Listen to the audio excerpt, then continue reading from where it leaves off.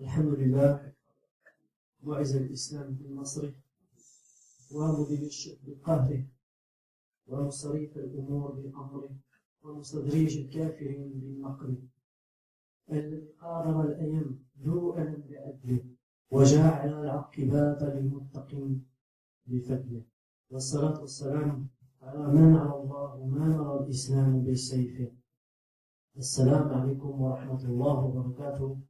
Donc, Inch'Allah, je vais essayer d'être le plus concis possible sur mon sujet. Donc, quand on analyse rapidement le monde dans lequel on vit à travers notre identité islamique, musulmane, donc on est frappé dans nos sociétés européennes, occidentales, qu'elles soient belges ou françaises. Donc on est frappé par le fait que, de manière générale, ce monde occidental qui était chrétien, dans lequel le christianisme a régné en maître pendant près de 1000 ans, il ne reste plus rien du christianisme. Quand on regarde nos concitoyens plutôt, donc les Belges de souche, Français de souche, Européens de souche, on remarque qu'il existe différentes catégories de ces personnes, et ils ont tout un rapport différent avec la religion, avec leur religion, leur ancienne religion, le christianisme. Donc il y a plusieurs différentes personnes. Il y a tout d'abord les athées, qui nient radicalement la divinité. Donc pour eux, Dieu n'existe pas. Ensuite, il y a ceux qui doutent. Quand on leur pose la question, est-ce que vous croyez en Dieu? Ils disent que cette question-là, on ne sait même pas y répondre. Comment je peux répondre, moi, si Dieu il existe ou il n'existe pas? Je ne sais rien. Je n'ai pas de réponse à la question. Et puis de toute façon, ça change quoi à ma vie? Ça change rien à ma vie. Donc ces gens-là, on les appelle les agnostiques. Agnostique, donc gnos, ça veut dire en grec connaissance, agnostique, celui qui n'a pas la connaissance, donc qui doute. Ensuite, il y a tous ceux qui reconnaissent Dieu. C'est-à-dire que, on leur pose la question, est-ce que vous croyez en Dieu? Oui, je crois en Dieu. Point final. Qu'est-ce que c'est Dieu? C'est une entité divine, omnipotente, omnisciente, qui existe. Donc on les appelle les théistes. Donc ceux-là, ils croient en Dieu. Mais c'est ce que j'appellerais le tawhid de la grosse majorité des habitants sur Terre. C'est le tawhid de Abu Jahil, c'est le tawhid des Quraysh. Quand Allah il dit dans le Coran, si tu leur poses la question, qui a créé Samawati wal Ard, ils te répondront Allah. Donc, crois en Allah. C'est ce qu'on appelle en français le théisme. Le théisme et le déisme. Le déisme et le théisme, bon, il y a une petite différence, mais quoi qu'il en soit, c'est des gens qui croient en Dieu, en l'existence d'une entité divine, omnipotente et omnisciente. Et finalement, il reste la petite minorité qui se revendique encore du christianisme. Donc là aussi, celle-là, on peut la diviser en deux, parce qu'il y a les chrétiens pratiquants, et puis il y a ceux qui se revendiquent chrétiens, mais qui pratiquent pas. Donc les chrétiens pratiquants, et chose assez marrante, c'est que lorsqu'ils pratiquent bien la religion, souvent quand c'est des catholiques, on les appelle intégristes, et quand c'est des protestants, on les appelle fondamentalistes. D'accord? Donc ça, c'est une petite minorité. Mais la grosse majorité des occidentaux, donc, ce sont des gens qui ont un rapport à la religion qui a complètement disparu. Donc, le christianisme, il s'est complètement réduit, évaporé. Chacun croit comme il veut, quand il veut, il fait ce qu'il veut de la religion. Donc, on voit que la foi, le christianisme, il a totalement disparu de la société. Il a disparu même à l'intérieur même de leur conscience. Ça veut dire être chrétien, qu'est-ce que ça veut dire pour eux être chrétien maintenant? Ça veut pratiquement plus rien dire, ça veut même plus ce que ça veut dire. Donc ils croient sans pratiquer, ils pratiquent sans croire. Les sacrements, les 5 ou les 7 sacrements selon les rites chrétiens, ils sont plus ou pas pratiqués. Les fêtes les plus symboliques du christianisme comme Noël, d'accord, où on sait que selon le dogme chrétien, c'est la date de naissance de Isa al-Salam. Donc même cette fête-là, elle a été complètement sécularisée, elle a perdu son essence religieuse, c'est une fête commerciale où 50% des professionnels du jouet, les professionnels du jouet réalisent 50% de leur chiffre d'affaires dans cette période de Noël. Donc c'est tout ce qui compte. Même l'esprit de Noël, je sais pas, on se rappelle tous des dessins animés de Walt Disney, l'esprit de Noël, etc., etc. Donc à Noël, on voit même plus cet esprit de Noël, il n'existe même pas, il existe que dans les dessins animés de Walt Disney. Donc tout a été déprécié, tout a été reculé, le christianisme il n'existe pratiquement plus dans la réalité. Donc les églises, elles sont à vendre, vous allez sur le Bon Coin, donc église à vendre, voilà, et quand ce sont des associations musulmanes qui veulent acheter, là tout d'un coup, ils sont attachés à leurs églises. D'accord? Ils sont attachés à leurs églises qui sont que quand c'est des musulmans qui veulent l'acheter et en faire un lieu de culte. D'accord? Et s'ils étaient vraiment attachés, bah, ils arriveraient avec leur argent et ils la peupleraient. Mais la réalité, c'est que elles sont en ruine et à vendre. Donc, le constat, c'est quoi? C'est que l'Occident qui était chrétien, dans lequel l'Église chrétienne a duré à régner en maître pendant 1000 ans, n'existe plus. D'accord? Le monde occidental a été occidentalisé, a été, excusez-moi, sécularisé et laïcisé. Donc, la question, c'est de se dire comment le christianisme il est passé comment le christianisme il a évolué. Pourquoi? Parce que il y a une chose qui est très importante à savoir, c'est qu'aujourd'hui il y a des volontés qui font partie de l'oligarchie, je dirais, dans le monde occidental, que ce soit chez les universitaires, que ce soit chez les politiques. Qu'est-ce qu'ils essayent de faire? Ils essayent de transformer l'islam et de rendre l'islam occidentalo-compatible. C'est-à-dire, ils veulent faire suivre à l'islam exactement le même chemin que le christianisme a suivi. Ça veut dire que dans le monde musulman, ils veulent qu'on soit musulmans, comme eux dans le monde occidental, ils sont chrétiens, s'ils sont encore chrétiens.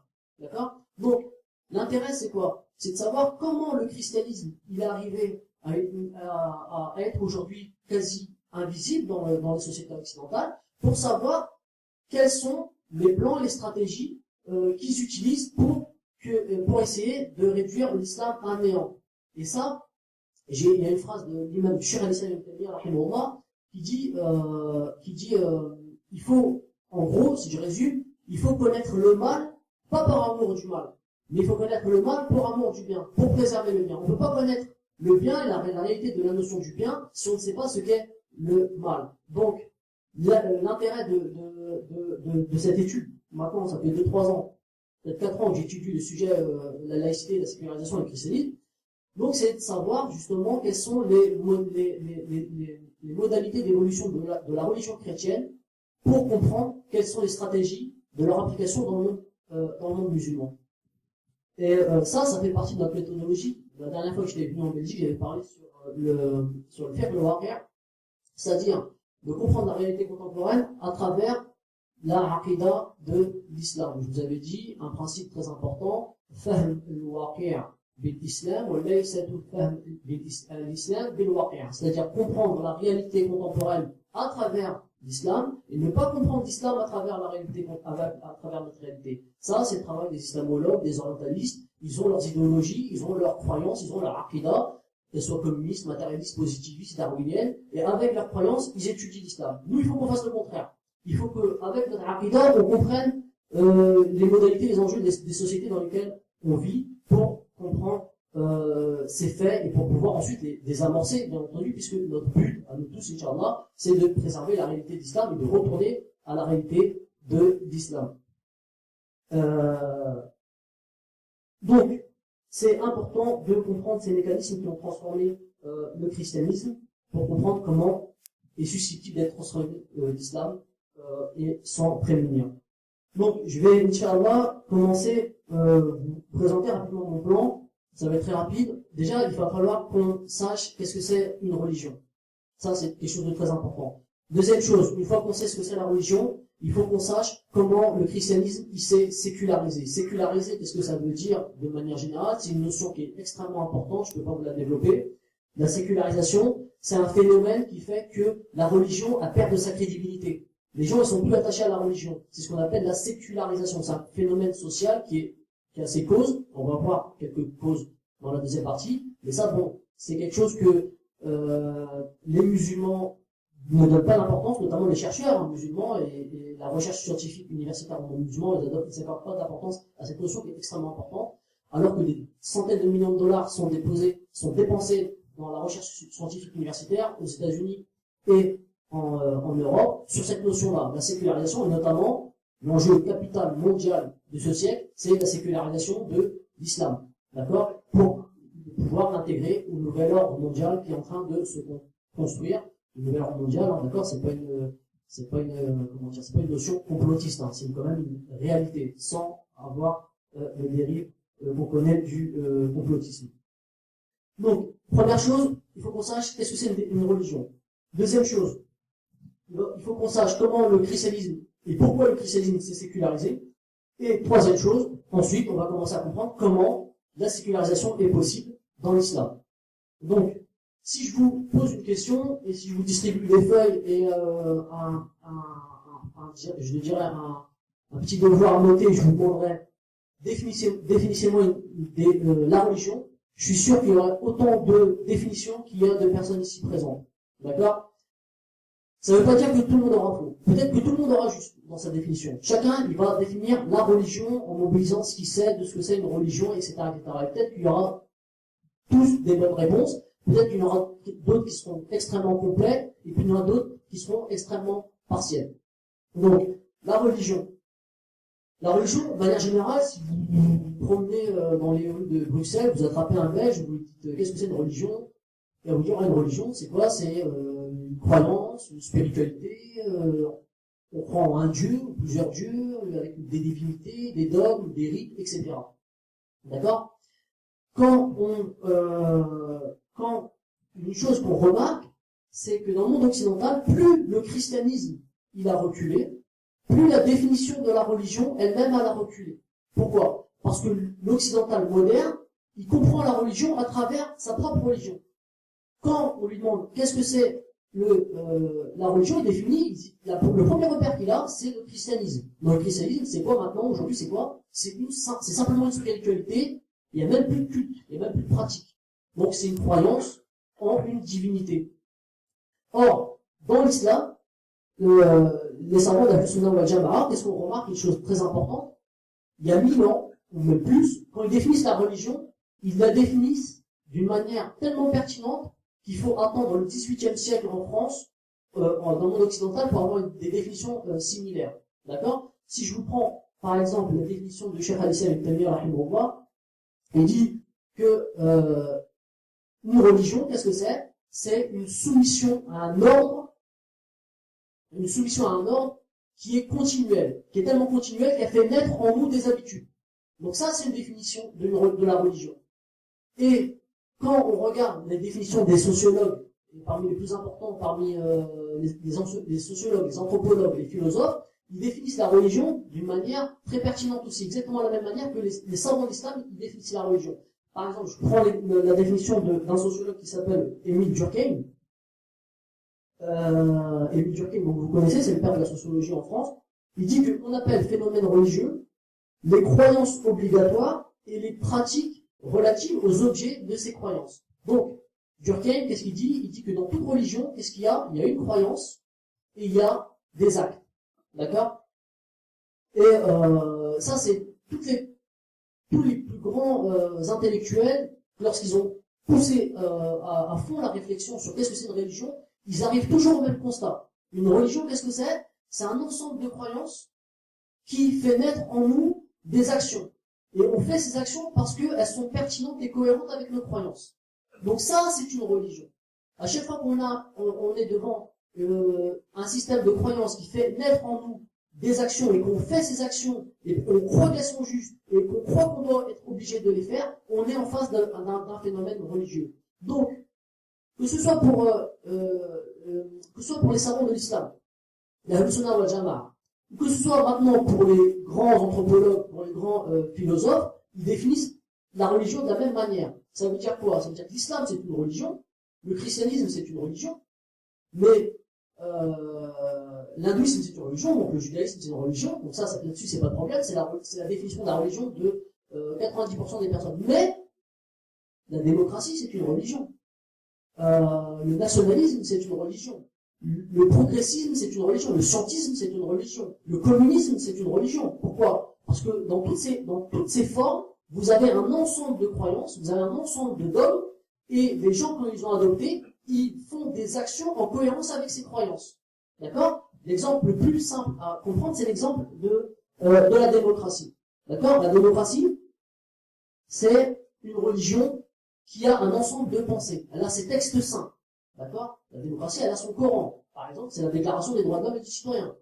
La démocratie, elle a ses rites, elle a ses cultes. Notamment, le fait de mettre un bout de papier dans une urne. D'accord? Et même, c'est carrément mystique. Parce qu'aujourd'hui, chez les démocrates, jusqu'au bout des ongles, ils croient que le simple fait de mettre une urne, un bulletin de vote dans une urne, ça va régler tous les problèmes. Donc regardez comment la démocratie, qui se base sur soi-disant des fondements rationalistes, positivistes, matérialistes, comment elle fait en être un mysticisme dans ses adeptes. De la même manière que nous, on fait dua, on lave les mains, on demande ce qu'on veut à Allah, et on espère être exaucé. Si un démocrate, il nous regarde, il nous dit, mais qu'est-ce qu'ils font? Qu'est-ce que tu adores? Qu'est-ce que tu crois recevoir? De la même manière, on pourrait lui dire, mais toi aussi, tu mets un bulletin dans ton urne, qu'est-ce que tu crois que ça va changer dans ta vie? Donc, c'est exactement les mêmes choses. Quand c'est l'heure de la salade, on court, on fait la salade. Eux, exactement de la même manière, quand c'est le temps du vote, donc c'est le temps du vote, il faut que j'aille voter, c'est les élections communales, législatives, présidentielles. Donc, on voit bien que ça a des formes religieuses, d'accord? Et ça, c'est ce qui a été déterminé par les plus grands intellectuels. Par exemple, vous avez un intellectuel français qui s'appelle Raymond Aron. Il a dit une phrase que je me souviens. Il a dit: je propose d'appeler religion séculière toutes les idéologies qui ont remplacé le christianisme dans la conscience de mes contemporains. D'accord? Ça veut dire quoi? Ça veut dire que le christianisme, il est mort. Mais quand le christianisme a cédé sa place par la sécularisation, il y a des idéologies séculières qui ont pris la place du christianisme et qui ont remplacé le christianisme dans la conscience des occidentaux, comme la démocratie, comme le communisme, comme etc., le nationalisme, etc., etc. Le dieu de la démocratie, qu'est-ce que c'est? C'est la souveraineté populaire.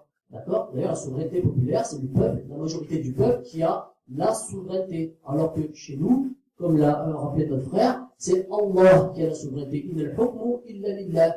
Dans la démocratie, c'est Innal hukmu illa sha'b. D'accord? Le pouvoir n'appartient que au peuple. Donc, ça, quand on analyse aujourd'hui les formes des idéologies séculières, ce sont des religions. D'accord? La seule différence, ce ne sont pas des religions traditionnelles, historiques, mais ce sont des nouvelles religions, donc on les appelle des religions séculières. Donc, une religion, qu'est-ce que c'est? C'est une religion, c'est on est en présence d'une foi, d'une croyance, d'accord? D'une loi qui gère, qui réglemente cette foi, et cette loi, elle nous oblige à des actes. Donc, quand vous êtes en face de ces trois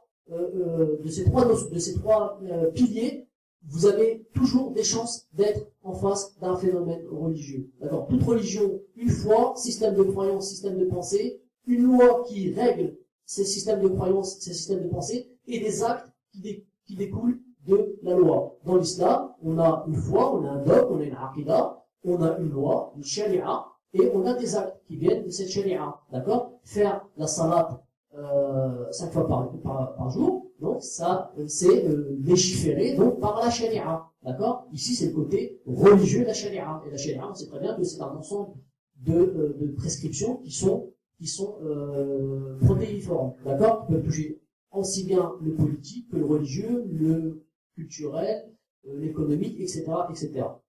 Donc, si tout le monde part avec cette information, d'accord? Et là, comprend déjà, alhamdulillah, une religion, il y a toujours un ensemble de pensées, un système de pensée, une foi, une loi et des actes. D'ailleurs, il y a une phrase très importante que j'ai notée, c'est le président de l'Assemblée nationale en France qui a dit ça il y a 2 ou 3 semaines. Et donc, il confirme totalement ce que je viens de dire. Et lui, comme lui, c'est un vrai croyant de la démocratie, c'est un fervent démocrate. Il le dit de manière claire, donc je vous cite: la République a besoin de rites. La démocratie est une véritable religion. Elle a besoin de rites pour être reconnue et acceptée. Donc ça, c'est le président socialiste de l'Assemblée nationale en France. Donc, il définit la religion. Donc, une religion, c'est un système de pensée qui a besoin de rites pour exister. Ça, c'est une chose extrêmement importante. Donc, si on a compris ça, une religion, ensemble de systèmes de pensée, lois et actes. La deuxième partie, on va essayer de chercher à comprendre comment le christianisme, il s'est sécularisé et pourquoi. Pourquoi le christianisme, c'est une religion qui est un petit peu spéciale, qui fait que, elle a disparu, elle a été de moins en moins pratiquée, sa loi s'est complètement évaporée, elle n'a plus aucun poids dans la société, d'accord? Vous êtes, je pense, au courant des débats qu'il y a eu en France, notamment sur le vote de la loi autorisant le mariage homosexuel et l'homoparentalité. Donc vous voyez bien que l'Église chrétienne, elle a été invitée par le ministère de l'Intérieur. C'était juste par politesse de la République française, parce qu'on en a strictement rien à, ils en ont strictement rien à faire de la vie des évêques ou des responsables religieux catholiques ou protestants, puisque la religion n'a plus aucun poids, n'a plus aucun mot à dire dans la gestion de la société. Donc, dans une société laïque, en France, c'est le cas, mais aussi dans des sociétés sécularisées, comme en Allemagne, dans les pays scandinaves, ou même aux États-Unis, où la religion, le sentiment religieux est encore très fort. Donc, pourquoi le christianisme, il s'est sécularisé? Pourquoi? Donc, pour répondre à la question, on est obligé de revenir à la source du christianisme. Donc, qui est la source du christianisme? Question piège. Bien. Donc, la source du christianisme, c'est Paul de Tarse. D'accord? Donc, Paul de Tarse, c'est lui le fondateur du christianisme. Là-dessus, parce que je travaille beaucoup là-dessus, il y a Ijma'. D'accord? Il y a Ijma', c'est-à-dire Ijma' de tous les historiens sérieux, philosophes, théologiens du occidentaux, je ne parle pas de Ijma' des musulmans, qui reconnaissent tous que véritablement, c'est Paul de Tarse qui est le créateur du christianisme. D'accord? Donc, Paul, rapidement sur Paul, parce qu'on pourrait passer des heures dessus, mais bon, pour vous donner une petite idée, vous savez que Paul, il s'est autoproclamé apôtre, d'accord, sur le chemin de Damas, il allait persécuter des chrétiens, il a eu une vision comme ça de Jésus, bien entendu, c'est le seul à avoir vu cette vision, donc, autoproclamé apôtre. Donc j'avais vu Jésus, et Paul, c'est une personnalité un petit peu complexe. Quand on lit les écrits de Paul, on voit bien que c'est quelqu'un de très instable, très incohérent, colérique, quelqu'un qui n'hésite pas à insulter. Donc, je ne sais pas s'il y en a certains qui ont lu les écrits de Paul, mais il y a des insultes dans les écrits de Paul, qui des fois il n'hésite pas à traiter ses adversaires de sale chien, et ça c'est dans la Bible. Donc, sale chien dans la Bible. Donc, en réalité, quand on étudie un petit peu la personnalité de Paul, on voit que c'est quelqu'un en réalité qui souffrait d'un déficit de légitimité. Il souffrait d'un déficit de légitimité face aux vrais apôtres de Isa alayhi salam. Et tout de suite, comme il souffre de déficit de légitimité, qu'est-ce qu'il va faire Paul? Paul, au lieu d'aller donc convertir les Juifs et dire que Isa c'est le Messie, donc il va aller tout de suite prêcher la bonne parole aux païens. D'accord? Et là, il y a un petit côté stratégique chez Paul. Parce que vous savez très bien qu'au royaume des aveugles, les bords sont rois. Or, Paul, c'est très difficile pour lui d'aller convertir un juif. D'accord? Parce que lui-même, il n'est pas véritablement apôtre de Jésus. Donc, qu'est-ce qu'il va faire tout de suite? Il va préférer aller voir des ignorants, des païens. Au moins, en sa qualité de juif, il a des briques de ilm, et il peut essayer de les convertir. Donc là, il y avait un côté un petit peu pervers, stratégique de Paul. Et comme il s'est autoproclamé apôtre des païens, il y a tout de suite une question fondamentale qui va se poser chez Paul. Est-ce que les païens, là, ces Grecs, ces Athéniens, les Galates, etc., est-ce qu'ils sont obligés d'être juifs pour croire en Isa ou pas? Donc, être juif, qu'est-ce que ça veut dire? Fondamentalement, le premier acte pour être juif, qu'est-ce qu'il faut? Il faut se circoncire. Il faut obéir à la loi juive. Et tout de suite, Paul, il va inventer une théologie, il va dire que les païens, c'est pas la peine d'être juif en réalité. Alors qu'on sait très bien que Isa, il fait partie de Bani Israël, Isa, il mangeait pas de porc, il était circoncis, etc., etc. Donc, c'était quelqu'un qui suivait la loi de Moussa. Donc, Paul, tout de suite, qu'est-ce qu'il va faire? Il va dire aux païens, oh, vous n'êtes pas obligés de suivre la loi de Moussa. Vous n'êtes pas obligés de devenir des juifs et d'obéir à la loi juive pour être sauvés. D'accord? Donc, et ça, aussi c'est une sorte, c'est une stratégie. Pourquoi? Parce qu'en réalité, il veut garder son troupeau, Paul. D'accord? Parce que si il les autorise à devenir juifs, s'il leur donne l'ilm à ces païens, qu'est-ce qu'ils vont faire? Une fois qu'ils ont l'ilm, ils vont dire, mais toi, t'es qui, Paul? T'as vu Issa, toi? Non, je préfère aller chez Pierre et Jacques. Donc c'est pour ça qu'il s'est construit une petite théologie, une petite religion à lui, où il va avoir le pouvoir symbolique de la science devant des païens. Donc, Paul, il construit sa théologie, il construit sa religion, et il va tout de suite, donc il va s'attaquer aux trois fondements qu'on a vus là. Une religion, qu'est-ce que c'est? C'est une foi, une loi et des actes. Donc, il faut s'intéresser à ce que Paul pense de ces trois éléments fondateurs. Tout de suite, quand on regarde dans les épîtres de Paul, notamment la lettre aux Romains, notamment, qu'est-ce qu'il nous dit sur la loi? Il nous dit, par exemple, je cite quelques versets, il dit, nous ne sommes plus sous le règne de la loi, mais sous le règne de l'esprit. Donc déjà, chez Paul, regardez, la loi, elle est plus normative, elle est plus réglementaire. C'est plus une loi qui est textuelle à suivre. Tout de suite, c'est une loi qui est abstraite et spirituelle. Il dit que ce qui compte, ce n'est pas d'obéir à la loi.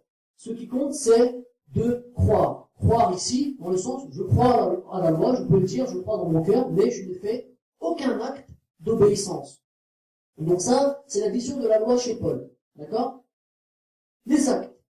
Puisqu'il n'obéit pas à la loi, est-ce que les actes vont être importants?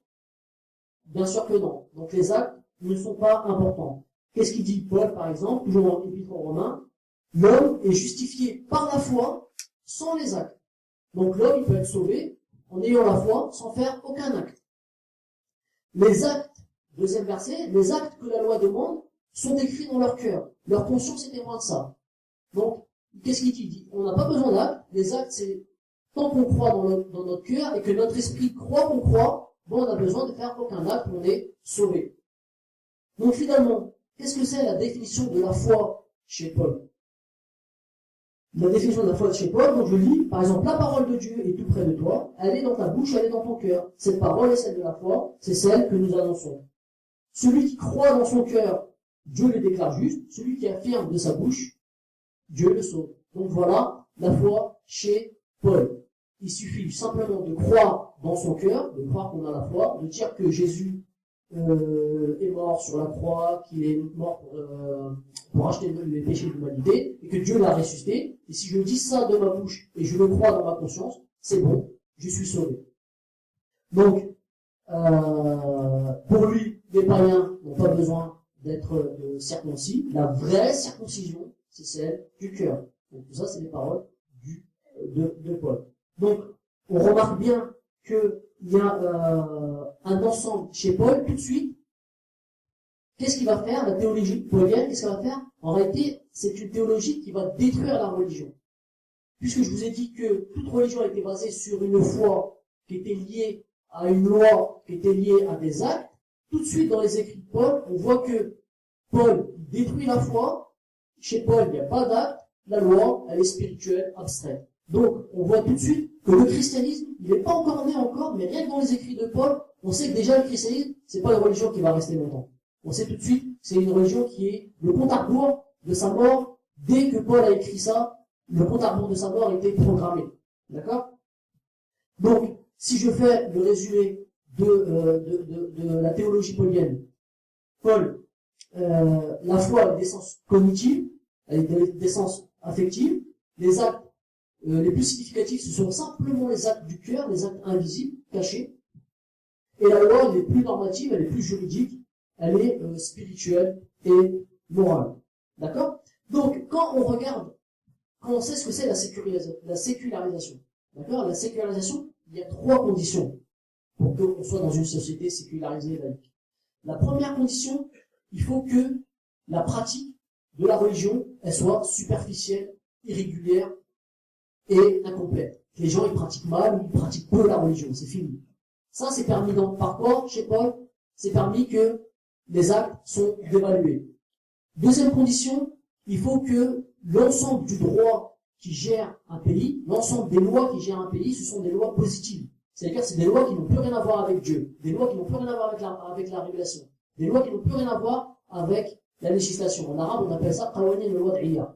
Donc le droit positif. Le droit positif, c'est permis par quoi chez Paul? La loi, elle est spirituelle, elle est morale. Elle n'a pas une réalité juridique. Troisième condition de la sécularisation, il faut que la croyance, la foi, elle soit une affaire du cœur, qu'elle soit une affaire de privée. D'accord? Et ça, c'est permis par quoi dans la théologie paulienne? Qu'est-ce qu'il dit? Il dit que la foi, c'est dans le cœur. Il suffit que juste qu'on croit qu'on a la foi et qu'on le dit de la bouche, c'est bon. Donc qu'est-ce qu'on remarque? On remarque que les 3 points de la théologie paulienne, elles correspondent directement aux 3 conditions de la sécularisation. Ça veut dire quoi? Ça veut dire que le christianisme, c'était déjà une religion sécularisée à la base. C'était déjà une religion qui était déstructurée. Et quand on a cette vision, comment voulez-vous que les chrétiens, 400, 500 ans plus tard, puisque là, Paul il écrit, c'était encore plus frais, donc il faut que ça mûrisse, il faut que ça germe. Comment voulez-vous que les chrétiens comprennent, avec cette vision, rendez à Dieu ce qui est à Dieu, et à César ce qui est à César?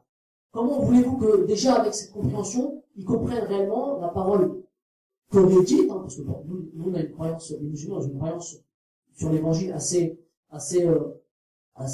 claire, c'est-à-dire qu'on n'affirme pas que c'est la vérité, mais on ne dit pas que c'est du mensonge, tant que ça ne contredit pas le Coran et la Sunna. Donc le prophète Isa il a dit, mon royaume n'est pas de ce monde. Comment voulez-vous que les chrétiens, 400-500 ans plus tard, leur choulour, leur alim, ils comprennent avec les armes de la théologie paulienne? C'est pas possible qu'ils comprennent, ils seront obligés de comprendre ça d'une manière déviée. Donc pour eux, mon royaume n'est pas de ce monde. Qu'est-ce que ça veut dire? Ça veut dire qu'il faut délaisser les choses terrestres, ça ne nous intéresse pas. Nous, on est focalisé sur le céleste. D'accord? Rendre à César ce qu'il y a à César, ça veut dire, bon, les rois, les empereurs, bon, ils font ce qu'ils veulent, ils ont leurs lois, mais nous, ce qui nous importe, c'est le côté religieux, cultuel. Donc finalement, quand on comprend ça, on peut dire que tout de suite, la religion chrétienne, le catholicisme, c'est la laïcité. C'est synonyme de laïcité, en réalité. D'accord? Le catholicisme, la religion chrétienne, c'est synonyme de laïcité. Et ça, beaucoup de chercheurs l'ont déjà textuellement dit. Par exemple, vous avez un ancien ministre de l'Éducation nationale, Luc Ferry, qui était soi-disant descendant de Jules Ferry. Donc qu'est-ce qu'il dit? Il dit que le christianisme permet le passage à la laïcité. Donc, nous, qu'est-ce qu'on dit? Kalimat al-haq. C'est vrai. Le christianisme, permet le passage à la laïcité. Vous avez un autre anthropologue français, un des plus importants, les plus célèbres, René Girard, donc tellement important, tellement bon qu'il est inconnu en France et qu'il est aux États-Unis. Il dit que la sécularisation et la laïcité sont des produits du christianisme. D'accord? Donc, et ça, malheureusement, quand on regarde nos pseudo-intellectuels, nos pseudo-imams, nos pseudo-représentants communautaires, ils nous parlent de, oui, il faut avoir un islam laïque, on peut être musulman et laïque, mais en réalité, ça c'est de l'euphémisme, c'est du langage orwellien, parce qu'il faudrait qu'ils remplacent laïque par chrétien, puisque la laïcité, ça vient du christianisme, donc ce sont des synonymes. Donc, ils devraient dire normalement, il faudrait christianiser l'islam. Mais ça, chez les musulmans, s'ils le disent tout de suite, il y aura un rejet massif et total. D'accord? Donc ils utilisent des euphémismes orwelliens, donc il faut l'islam des Lumières, un islam laïque, etc., moderne. Quand on sait ce que c'est la modernité avec un grand M philosophique, ça voudrait dire un islam occidental. D'accord? Donc, malheureusement, nos pseudo-intellectuels ou représentants ne disent pas les choses telles qu'elles sont, bien entendu, pour manipuler la masse des musulmans. Donc, quand on regarde la théologie paulienne, qu'est-ce qu'on peut dire? On peut dire que Paul, en réalité, c'est le premier des laïcs. Paul a fondé une théologie laïque. Cette théologie laïque, ça s'appelle le christianisme. Aussi, quand on regarde comment Paul a déstructuré dans la foi et les actes, comment on appelle en islam le fait de séparer les actes et la foi? Le frère en a parlé rapidement, on appelle ça l'irja. Donc, Paul, il est à la fois le premier laïque, mais il est le premier prédicateur à l'irja. Et on voit bien que le phénomène de l'irja, il est complètement synonyme du phénomène de la laïcité. Donc, troisième chose maintenant à voir, c'est comment l'islam, comment les processus de sécularisation qui s'attachent à l'islam. Donc, il y a deux choses très importantes. Je vais pas rappeler qu'est-ce que c'est l'islam, etc. J'espère que vous avez tous des notions sur ce que c'est cette religion, et qu'en réalité, une religion, maintenant, qu'est-ce que c'est, vous le savez. Donc, foi, un ensemble de croyances, une loi et des actes. Et j'ai pas besoin de vous dire que donc l'islam, c'est un système qui est complet, qui possède des branches sur tous les domaines de la vie sociale et humaine sur Terre. Donc là-dessus, il n'y a pas besoin que je vous en fasse part, vous le savez. D'accord? Mais il y a une deuxième chose très importante. Donc le frère Habib nous l'a expliqué. Quand on regarde l'islam, il y a le côté religieux, le côté politique. L'islam, il y a un côté individuel, un côté collectif. Il y a un côté terrestre, un côté céleste. Donc l'islam, c'est un système complet. D'accord? Un système, on peut même aller plus loin, on peut dire que l'islam, c'est Niram, un système, Niram Allah. C'est le système d'Allah, le système que Allah a voulu pour ses créatures. Donc un système complet. Et quand on regarde la définition de la foi que le frère Habib nous a donnée, elle se superpose complètement à la réalité d'islam. L'islam, c'est la foi, c'est qawl wa amal. Il y a toujours une partie cachée, une partie visible, une partie communautaire, une partie individuelle. Il y a une partie qui a des incidences politiques, il y a une partie qui est purement spirituelle. Donc la foi, on voit que la définition de la foi, de l'iman, elle rejoint, se superpose directement à la réalité de l'islam. Donc on a ici un bloc constitutif de l'islam qui est très structurant. Donc ça, c'est selon la vision, bien entendu, de la Sunnah wal Jama'a. Donc quand on comprend ça, ce que c'est l'islam, on se dit, mais comment ce bloc-là maintenant, il peut être déstructuré comme Paul l'a fait. D'accord? C'est impossible. Si on a compris qu'est-ce que c'est l'islam avec la vision orthodoxe et l'iman avec la version orthodoxe, l'islam, il ne peut pas se séculariser, il ne peut pas se laïciser, c'est impossible. Donc, le seul moyen de séculariser l'islam, selon les mêmes procédés que Paul a utilisés pour le christianisme, c'est d'utiliser des arguments religieux, mais de faire en sorte que ces arguments religieux, ils ont une implication autre que ce qu'on voudrait dire. Donc je vais faire rapidement, puisqu'il me reste 10 minutes. Deux manières de séculariser l'islam. Deux phrases pour séculariser l'islam, pour le rendre laïque. Il n'y a que Dieu qui juge, et la foi est dans le cœur. Il n'y a que Dieu qui juge, et la foi est dans le cœur. Donc, subhanallah, ceux qui savent, ils vont dire, mais c'est vrai, il n'y a que Dieu qui juge. Il n'y a pas illa lillah. C'est vrai, la foi est dans le cœur. La graine de la foi, on l'a expliqué le frère Habib, il est dans le cœur. Voilà pourquoi, subhanallah. Les salafs salih, ils avaient un aphorisme pour expliquer ce genre d'argument. Kalimatul haq yuridu biha al-batil. C'est-à-dire que c'est des paroles véridiques, mais par lesquelles on vise le faux. Qu'est-ce que ça veut dire qu'est-ce que ça veut dire? La foi est dans le cœur. Il n'y a que Dieu qui juge, excusez-moi. Qu'est-ce que ça veut dire? Il n'y a que Dieu qui juge, c'est une vision laïque de la chose. Qu'est-ce que ça veut dire? Ça veut dire qu'il n'y a que Dieu qui juge. Le jugement, est-ce qu'il est sur terre? Non, il n'est pas sur terre. Le loi d'Allah, est-ce qu'elle a vocation à s'appliquer sur terre? Non, elle n'a pas vocation à s'appliquer sur terre. Il n'y a que Dieu qui juge. Le jugement, il est d'ordre céleste. Point final. Donc finalement, on voit déjà que l'esprit laïque qu'il y a derrière cette phrase, il n'y a que Dieu qui juge. Alors que la loi d'Allah, elle est faite pour être appliquée ici-bas, et le jugement final réel, il appartient à Allah, bien entendu. Deuxième chose, quand on dit la foi, elle est dans le cœur. Qu'est-ce que ça veut dire? Ça veut dire, elle est liée à la première phrase. Comme il n'y a que Dieu qui juge, toi tu n'as pas à me juger, puisque la foi elle est dans le cœur. Donc finalement, la foi elle est tous dans nos cœurs. Chacun n'a plus aucun droit de regard sur la foi de l'autre. Chacun n'a plus le droit de dire ça c'est bien, ça c'est pas bien. Donc, qu'est-ce qu'on a en réalité? On a ici une condition de la sécularisation. Qu'est-ce que je vous avais dit pour la sécularisation? Qu'est-ce qu'il faut? Il faut qu'il y ait le sentiment que la foi c'est une affaire individuelle. La foi, ça me concerne moi, ma foi, mon islam. Je fais comme je veux, je pratique ce que je veux, quand je veux, où je veux. Donc ça, c'est une condition préliminaire de la sécularisation laïque. Donc, vous voyez bien que derrière des paroles qui peuvent être véridiques, la foi, c'est dans le cœur, on peut avoir une compréhension laïque qui détruit l'islam. Donc, on utilise un argument religieux musulman pour détruire l'islam à sa base. Donc, quand on regarde l'irja, de manière générale, pour conclure, l'irja, elle exclut les actes de la définition de la foi. Ou bien de toute façon, elle déprécie les actes. Toujours déjà déprécie les actes, ça cadre toujours aux actes. Ça corrobore une condition de la sécularisation laïque. Qu'est-ce que je vous avais dit? Il faut que la pratique elle soit amoindrie, irrégulière, etc. Donc qu'est-ce qui permet? Donc on voit bien il y a encore une convergence. Deuxième chose, il faut que la foi elle soit dans le cœur, il faut que ça soit une affaire individuelle. Donc vous voyez bien que le irja, ça corrobore une condition de la sécularisation laïque. Finalement, si on n'applique pas la loi, si on n'a plus d'actes, ça veut dire qu'on n'oblige plus à la loi. Et finalement, si on n'oblige plus à la loi, ça veut dire que la loi, finalement, elle va tendre à disparaître. D'accord? Je vous prends un exemple. Donc, pratiquement tous les pays musulmans, je pense, dans le Maghreb, c'est sûr. J'ai vérifié. Maintenant, les autres, il faudra que je vois. La zakat. Si vous regardez vous retournez dans le livre de fiqh, la zakat, il y a ijma' sur le fait que la zakat, c'est le devoir ou l'être ceux qui ont le pouvoir de prendre la zakat. Pourquoi? C'est un impôt islamique. D'accord? Ça, il y a ijma' dessus.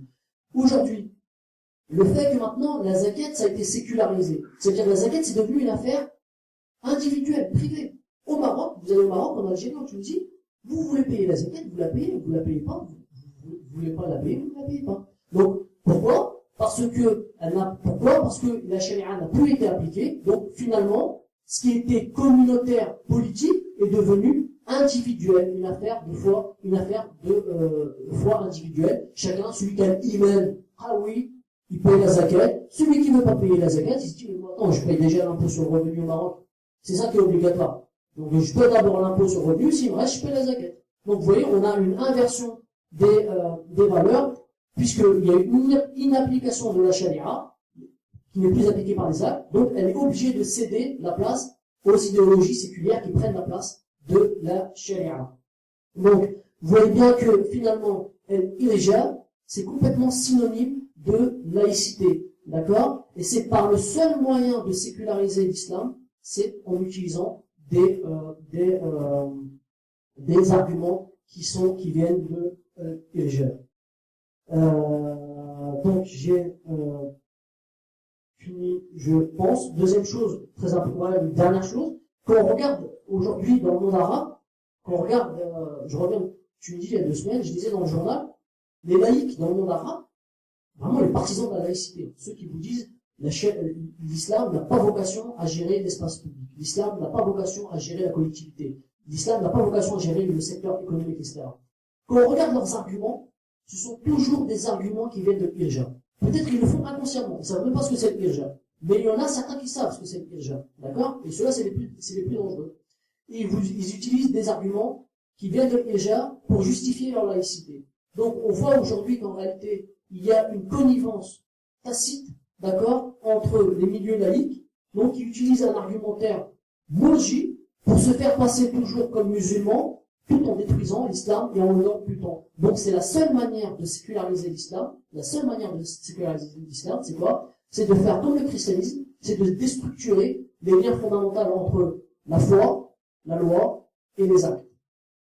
Si vous coupez ces liens, vous allez avoir toutes les chances de rendre islamo-compatible l'islam, occidentalo-compatible l'islam, d'accord, et de le séculariser. C'est le seul moyen. Mais si on s'en tient à la vision de la Sunnah wal Jama'a, avec la bonne compréhension de l'islam, avec la bonne compréhension de l'iman, qawl wa amal, c'est pratiquement impossible. Et ça, dernière chose, maintenant il y a certains islamologues islamophobes qui l'ont très bien compris.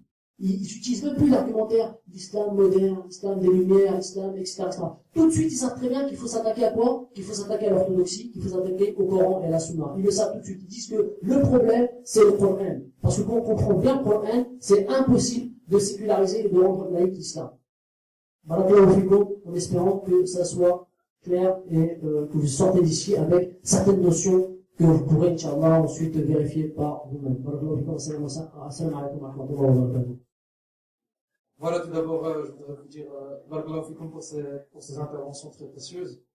Alors, il y a un adverbe qui dit les paroles s'envolent, mais les écrits restent. Certes, on a beaucoup bénéficié de toutes ces interventions, mais il est très important de reprendre le culte du livre, de la lecture, de la méditation. Et à cet égard, on a prévu un stand avec des livres ici devant pour les frères et derrière pour les sœurs, notamment des ouvrages où Aïssa Matihed développe ses idées. Et alors, je vous propose, pour ceux qui veulent aller à la mosquée, mais on peut faire une jama'a ici, si vous voulez. Et après, il y aura une petite restauration qui sera prévue, Inch'Allah, par la